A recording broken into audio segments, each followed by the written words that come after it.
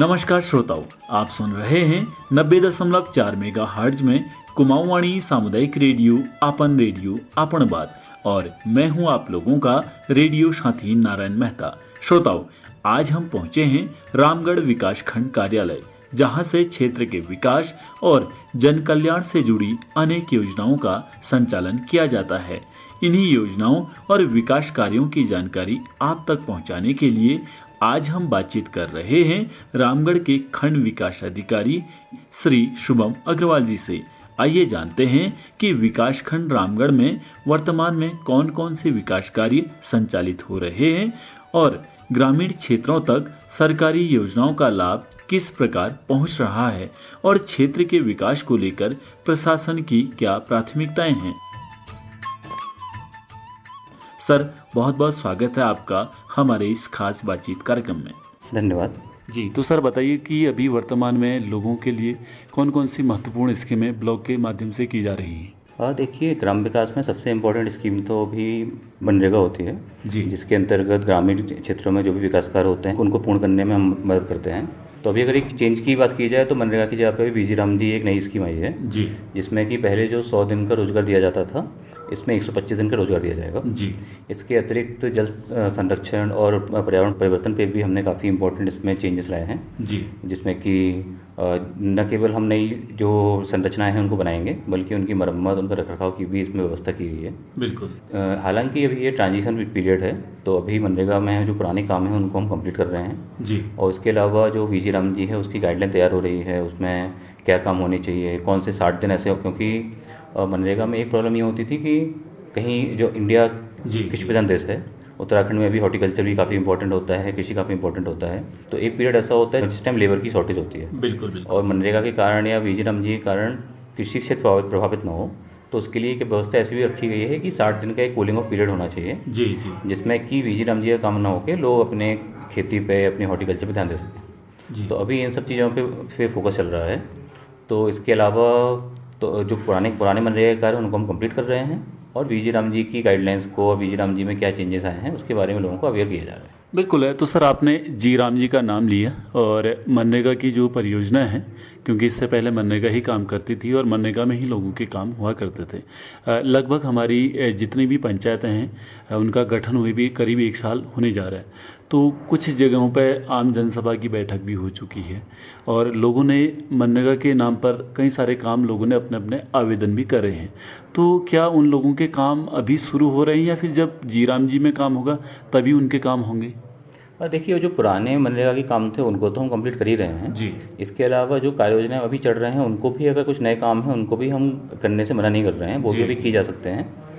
लेकिन फोकस ये है कि जो बड़े काम हैं जो जैसे कि पंचायत घर का निर्माण है या फिर कोई बड़ा काम जिसमें काफ़ी लंबा टाइम लगने वाला है जी, जी, तो उसके लिए हम थोड़ा देर कुछ टाइम के लिए रुके हुए हैं ताकि जब वीजी राम जी स्टार्ट हो तब ज़्यादा अच्छे से उसको किया जा सके। बिल्कुल। क्योंकि मनरेगा का एंड होगा, वीजी राम जी का स्टार्ट होगा, तब थोड़ा सा उस पीरियड में कन्फ्यूजन आ सकती है। जी, तो कुछ इंपॉर्टेंट काम हैं, कुछ आपदा से रिलेटेड काम हैं, कुछ सीसी खंजे के काम हैं, वो नए काम अभी भी स्टार्ट हम कर भी रहे हैं और उनको हम पूर्ण भी कर रहे हैं। जी, लेकिन हम वीजी राम जी का वेट भी कर रहे हैं कि जैसे ही स्कीम स्टार्ट होती है तब तक हम बाकी पूरी अपना धरातल पे अपनी प्रोसेस कर लें, लोगों को अवेयर कर लें, अपनी कार्य योजना तैयार कर लें ताकि वीजी राम जी के साथ हम ज़्यादा स्पीड में काम कर सकें। जी। तो सर इसके अलावा भी बहुत सारे काम होते होंगे ब्लॉक स्तरीय, तो कोई और ऐसी परियोजना जिसका हर एक व्यक्ति को मालूम हो और उसका लाभ लें, उसके बारे में आप जिक्र करना चाहेंगे जो अभी वर्तमान में चल रही हो। और इसके अलावा दूसरी फ्लैगशिप स्कीम हमारी नेशनल रूरल लाइवलीहुड मिशन है, NRLM, जिसके अंदर हम एक तो समूह का गठन करते हैं, महिलाओं का कई समूह होता है। जी, ये समूह जो महिलाओं की आजीविका वृत्ति होती है इसमें महत्वपूर्ण योगदान देता है। महिलाओं का जो फाइनेंशियल इंक्लूजन है ताकि वो छोटी छोटी अपनी बचत को इकट्ठा कर सकें, आपस में लोन दे सकें, जी, इस उद्देश्य के साथ ही स्टार्ट हुई थी। इसमें अब काफ़ी ज़्यादा चेंजेस हो चुके हैं, काफ़ी ज़्यादा इंप्रूव हो चुकी है। तो अब न केवल 5-6 महिलाओं के लेवल पे समूह होता है बल्कि गांव के लेवल पे एक विलेज ऑर्गेनाइजेशन भी होती है जी, और एक नया पंचायत लेवल पे एक क्लस्टर लेवल फेडरेशन होता है जी, जी, जिसमें कि समूह की और जो ये वीओ की जो महिलाएं होती हैं, जो महिला पदाधिकारी होती हैं, जी, वो CLF का पार्ट होती हैं।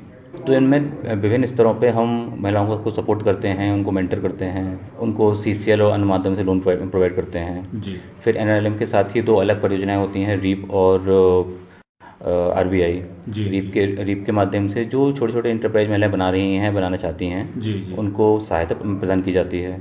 जैसे कोई गरीब महिला है, उसको अल्ट्रा पुअर के अंतर्गत बकरी पालन में, बकरी आदि आदि देने में सहायता की जाती है। जी, इसके अलावा इंडिविजुअल इंटरप्राइज होता है 1 लाख का, जी, स्मॉल एसएचजी लेवल पे इंटरप्राइज होता है 3 लाख का, और 10 लाख का सीबीओ इंटरप्राइज होता है, जो कि कोई समूह की महिलाएं या फिर सीएलएफ ले सकता है। जी, जी, तो अगर मैं 10 लाख का सीबीओ इंटरप्राइज की बात करूँ, तो उसमें 60% जो प्रोजेक्ट कॉस्ट होती है, मतलब 6 लाख की कॉस्ट, जी, वो जी, री परियोजना देती है।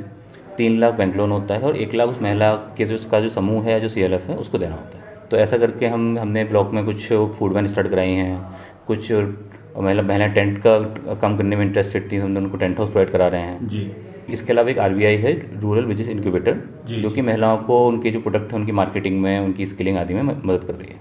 जी। तो सर अभी ब्लॉक हर एक ग्रामीण तक इन तमाम परियोजनाओं की जानकारी हो, उसके लिए क्या नवीनतम प्रयास कर रहा है? देखिए, इसके लिए एक तो हमारा जो सिस्टमेटिक तरीके हैं उनको ही फॉलो कर रहे हैं। जी, उसके अलावा हम कई सारे शिविर और बहुउद्देशीय शिविर होते हैं, उनका भी यूज़ कर रहे हैं। जी, तो सबसे पहले जो ग्राम सभा की बैठक होती है, उसमें ग्राम पंचायत विकास अधिकारी, ग्राम विकास अधिकारी, अन्य विभागों के कर्मचारी, और ये जो नेशनल रूरल लाइवलीहुड मिशन है उसका जो बीएमएम या फिर कोई अन्य कार्मिक उसमें उपस्थित होता है, जी, वो अपनी अपनी स्कीम के बारे में बताता है। इसके अलावा जब जब वीजी राम जी स्कीम आई थी, तो हमने सारे गाँवों में इसकी अवेयरनेस कैंपेन चलाई थी। जी, तो सारे गाँव में ब्लॉक का एक कर्मचारी और कुछ जो प्रतिनिधि हैं, उनके साथ बैठ के उन्होंने एक बैठक की है जी, और लोगों को इसके बारे में अवगत कराया है। इसके अलावा हम समय समय पर शिविर और बहुउद्देशीय शिविर करते हैं, जी, जिसमें न केवल ग्राम विकास की बैठक, क्योंकि जो ब्लॉक डेवलपमेंट ऑफिस होता है, ये केवल ग्राम विकास ना देखते का हाँ, विभाग ना बिल्कुल, देखते हुए, ये कंप्लीट ब्लॉक में जो भी डेवलपमेंट एक्टिविटी चल रही हैं अलग अलग विभागों से, हाँ, उनका समन्वय, उनमें जो भी कन्वर्जेंस होना चाहिए, कैसे, क्योंकि किसी कार की काम की डुप्लीकेसी भी ना हो, बिल्कुल, हर व्यक्ति तक उनके वो पहुंच सके, जी, जी, उनका एक कन्वर्जेंस रहे, इंटीग्रेटेड डेवलपमेंट हो। तो बिल्कुल, उसमें ब्लॉक डेवलपमेंट ऑफिस काफ़ी इंपॉर्टेंट भूमिका निभाता है। जी, तो जी, हम न केवल ग्राम विकास की योजनाओं को, बल्कि अन्य सभी योजनाओं को भी शिविर के माध्यम से भी लोगों तक पहुंचाते हैं। जी, जैसे कि अभी भी 2-3 दिन पहले ब्लॉक में एक कार्यक्रम हुआ था, शिविर हुआ था, जी, जी, जिसमें जो जो आसपास के गाँव के लोग थे, सारे प्रतिनिधि थे, 30 से अधिक विभागों के अधिकारी एवं कर्मचारी उपस्थित थे। जी, तो वहाँ पे उनको अवेयरनेस भी होती है। इसके अलावा लोगों को कुछ कुछ समस्याएं भी होती हैं, जैसे कि रामगढ़ दुर्गम एरिया हुआ, हाँ, तो बिल्कुल, हर कोई अलग अलग विभागों में नहीं जा सकता है। बिल्कुल, तहसील बिल्कुल, कहीं है, कोई ऑफिस कहीं है। तो हर 2-3 महीने में एक शिविर भी ऑर्गेनाइज कराया जाता है न्याय पंचायत बार, जी, जी, जिसमें कि सारे विभाग के अधिकारी और कर्मचारी उपस्थित होते हैं। जी, जी। तो लोग अपनी समस्याएं एक बार में हल कर सकते हैं। बिल्कुल। तो सर एक चीज़ और होती है, अक्सर अगर ग्रामीण लेवल की हम बात करें तो बहुत सारी स्कीमों को जो इम्प्लीमेंटेशन की बात आती है ग्राम प्रधान के थ्रू होती हैं, लेकिन बहुत सारे काम ऐसे हो जाते हैं, लोग आवेदन करे रखते हैं और सालों साल बीत जाते हैं। तो क्या ऐसी कंडीशन में वो किसान या काश्तकार जो भी लाभार्थी व्यक्ति है जो लाभ लेना चाहता है, तो अगर उसकी आवाज़ वहाँ नहीं सुनी जाती तो क्या वो लोग ब्लॉक का रास्ता देख सकते हैं? जी, एकदम। वो उनको ब्लॉक का रास्ता वो देखते भी हैं, उनको देखना भी चाहिए। जी, क्योंकि ग्राम पंचायत डेवलपमेंट प्लान, इसके बाद ब्लॉक डेवलपमेंट प्लान, जिला पंचायत डेवलपमेंट प्लान, ये तीनों इंटीग्रेटेड प्लान्स होते हैं। जी, तो इसके 2 रीजन होते हैं। एक तो ग्राम प्रधान के पास भी एक लिमिटेड बजट होता है, जी, जी, तो उसको भी अपनी प्रायोरिटी देखनी होती है। बिल्कुल, और दूसरा, कुछ काम होते हैं, इनका बजट काफ़ी ज़्यादा होता है, जी, वो भी जी, ग्राम पंचायत स्तर से नहीं हो सकते हैं। तो इनके लिए ही ब्लॉक पंचायत डेवलपमेंट होती है। तो बिल्कुल, जो ग्राम पंचायत का इंटीग्रेटेड प्लान होता है, वो ब्लॉक में आना चाहिए, जिसका हम अनुमोदन करते हैं। उसके अलावा जो एडिशनल काम होते हैं, उनको भी फिर बीडीसी के माध्यम से और नियोजन समिति के माध्यम से उनको भी प्रायोरिटी बेस पे लिया जाता है। इसके अलावा कुछ और भी बड़े अगर काम रह जाते हैं, तो वो जिला पंचायत में भी भेजे जा सकते हैं। जी, तो ये अलग अलग स्तर हैं। तो अगर किसी कोई बहुत महत्वपूर्ण कार्य है, तो वो इन स्तरों से हो सकता है। इसके अलावा भी केवल ये पंचायत डेवलपमेंट प्लान ही नहीं, जो आपने जी, बोला जी, कि कुछ बहुत महत्वपूर्ण काम होते हैं, कुछ आपदा के काम भी होते हैं, जी, जी, तो उनमें भी हम समन्वय स्थापित करते हैं। वहाँ पे हम जांच कराते हैं। अगर वहाँ काम बहुत ज़रूरी होता है, तो हम ग्राम विकास अधिकारी की रिपोर्ट और एस्टीमेट के साथ हम और पटवारी की रिपोर्ट के साथ हम फिर उसको एसडीएम ऑफिस में भेजते हैं, जिससे कि जी, आपदा के अंदर भी काम हो सकता है। तो बहुत सारी योजनाएं हैं, जिसके माध्यम से कोई अगर बहुत महत्वपूर्ण कार्य है, तो उसको हम करा देते हैं। बिल्कुल है। तो सर जैसे ही आपने आपदा की बात करी, हर वर्ष बरसात में लोगों के काफ़ी खेत वगैरह टूट जाते हैं और उस समय एक सडनली अभियान चलता है कि जिन लोगों के ऐसे खेत वगैरह टूटे हैं तो एक सर्वे भी कराया जाता है, सब कुछ होता है, लेकिन बाद में लोग भूल जाते हैं और कुछ लोगों के काम हो जाते हैं और कुछ लोगों के काम रह जाते हैं। तो अगर उन लोगों के नाम लिस्ट में चढ़ते हैं, अगर वो पंचायत उस समय नहीं कर पाती, तो क्या बाद में भी उन कामों को सोचा जा सकता है, क्योंकि फाइलें तो बन जाती हैं, लेकिन कई बार ऐसा हो जाता है कि वो फाइल ही तक सीमित रह जाती है। तो ऐसी कंडीशन में वो लोग क्या करें? जी, इस कंडीशन में ऐसा है कि जो आपदा की बात कर रहे हैं, जी। खेत टूटने की बात होती है, रोड टूटने की बात होती है।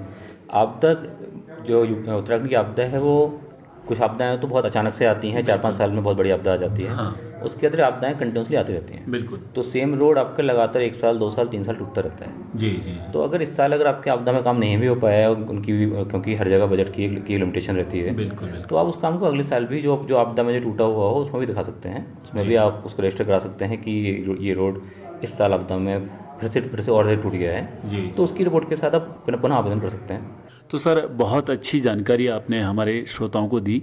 तो अंत में जाते जाते आप कुमाऊनी सुनने वाले श्रोताओं को संदेश में कुछ कहना चाहेंगे?